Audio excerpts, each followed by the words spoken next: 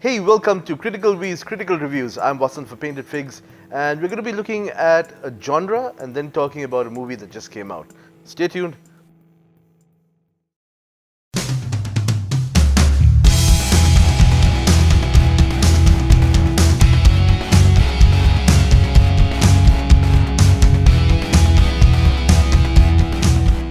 Let's look at the genre that we're going to talk about today, and that is superhero movies. Now, superhero movies have been around for a while. While the MCU is the big hype these days, superhero movies have been there since the 60s and 70s. We've had the animated movies from the DC lineup, including Superman and Batman. Then we've had the TV series, again, Batman by Adam West, and so on and so forth. We moved into the 70s and 80s. There was development, especially in the TV side of things. We had the Bruce Banner Hulk TV series that gradually led towards an Avengers series and then a movie, but that didn't really hit. And then we had the Batman movies, starting with Michael Keaton's Batman, which then had Batman Returns and so on and so forth, which continued and had mixed success in the 90s. And then of course we had the various other Marvel franchises, like the attempts at Punisher, like 3 attempts if I remember correctly. That was Dolph Lundgren in the 80s, Thomas Jane Punisher, followed by another Punisher that I can't remember right now, but you get the drift. Then of course we had Blade, which started to show some promise and a certain direction where superhero movies are concerned. But in my opinion, the real foundation for superhero movies was laid by the X-Men franchise that debuted with the X-Men back in 2001. That movie, with a stellar cast including Patrick Stewart as Dr. X or Charles Xavier. We were introduced to Hugh Jackman's beloved Wolverine and so many other characters. And that movie was a critical success. And that laid the foundation, as I said earlier, for what superhero movies are today. Of course, as the franchise continued, X2 was not too bad, but then came X-Men 3, X3, The Last Stand, and well, I don't want to go too much into detail about that, but you and I know that apart from X-Men Origins Wolverine, that movie was just a tank as far as the entire franchise is concerned. And it was around this time that Marvel Studios took a big gamble with what they call a B-list character, and that was Iron Man in 2008.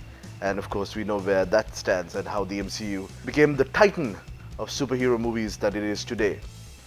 Let's get back to the X-Men franchise. They did make a decent comeback in the form of X-Men First Class, directed by Matthew Vaughn, who's also known for the Kingsman series. X-Men First Class set a completely new tone for the X-Men franchise, taking it all the way back to the 60s and 70s, when Professor X still had the ability to walk and, more importantly, had some hair. But I digress. The movie was a proper direction that the franchise needed, especially after Bryan Singer's departure. And then to undo the damage that X3 The Last Stand had done, they brought in X-Men Days of Future Past, which brought together different eras of X-Men from the previous trilogy and the X-Men First Class movies. And that in itself was a proper treat, especially if you were a fan of the X-Men animated series or the X-Men comic books. And I stress that they undid a lot of damage because they really worked hard to fix the timeline. Which then brings the conundrum of X-Men Apocalypse, which I don't know, they just, undid everything that they fixed. So you undo the damage and then you undo the fix. I don't know what Fox are thinking, but yeah, that's what happened. In the meanwhile, the MCU had been growing, and then the DC Universe started making forays with Man of Steel and Batman vs. Superman with varying levels of success. Of course, my personal gripe with that movie was the way Apocalypse was portrayed. Nothing to do with the actor, Oscar Isaac. He's a really good actor. It's just the role that was handed to him and the way it was handed to him. And of course, I'm not going to talk about the creature effects that they used to bring Apocalypse to CGI or live action. It was not impressive.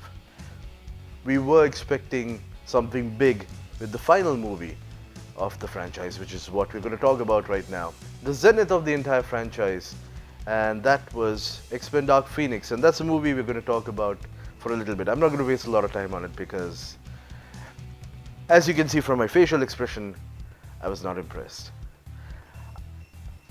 I'll be honest, I really hoped it would be something big, especially as this would be the last movie in the entire X-Men franchise that we've come to know and love since 2000.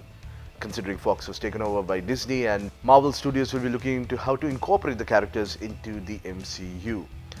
And it is because of this reason that I was severely disappointed. Now, I tell myself this over and over again, not to have big expectations when you walk in. And I think that might be sound advice, especially for a movie your show might not be that great.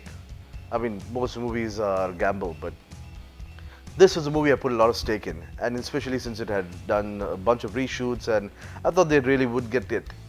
But Simon Kinberg, the gentleman who's been with the franchise from the very beginning and who took his first foray into directing for the X-Men franchise, in his own words, it's on me.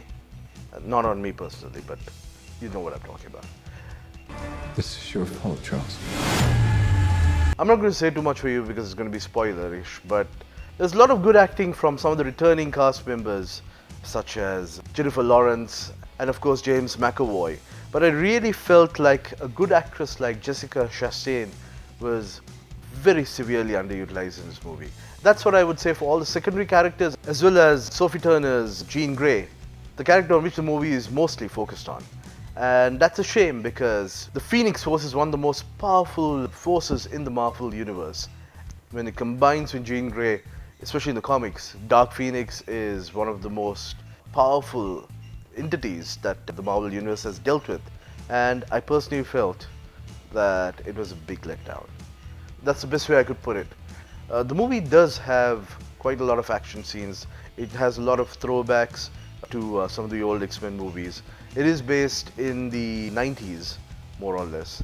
It kind of starts setting the tone for what would be the original X-Men movies and the original X-Men trilogy, except they have changed history again, which you'll find out as you watch the movie.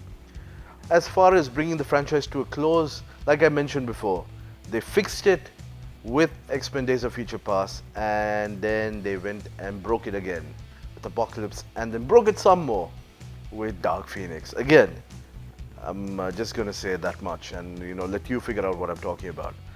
So overall, would I recommend Dark Phoenix? Not so much. I'd rather you not spend all that money for an IMAX release or going to your theaters, and rather wait for the DVD or home release to come, or maybe even watch it on cable TV whenever that comes out. That's how little I really do think about the movie. I'm sorry. I know I started this with talking about superhero movies, and then my ulterior motive was to talk about Dark Phoenix. That was the review. X-Men Dark Phoenix gets a 4 out of 10 from me. That's a bit harsh maybe, but... Are you threatening me? That would be a bad idea.